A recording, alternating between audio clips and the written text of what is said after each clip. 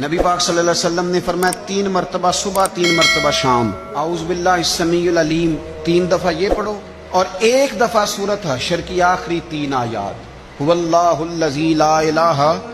الا هو عالم الغیب والشہادۃ هو الرحمن الرحیم۔ اعوذ باللہ من الشیطان الرجیم ہے نا، اس کو پڑھنا ہے اعوذ باللہ السمیع العلیم من الشیطان الرجیم۔ فرمایا 3 دفعہ اس کو پڑھو اور 1 دفعہ سورہ حشر کی 3 آیتیں، 1 دفعہ صبح اور 1 دفعہ شام۔ صبح کیا ہے، شام کیا ہے؟ تو اعلیٰ حضرت بریلوی فرماتے ہیں صبح سے مراد ہے آدھی رات ڈھلنے سے لے کر سورج نکلنے تک، آدھی رات ڈھلنے سے لے کر یعنی تہجد کا ٹائم سے لے کر سورج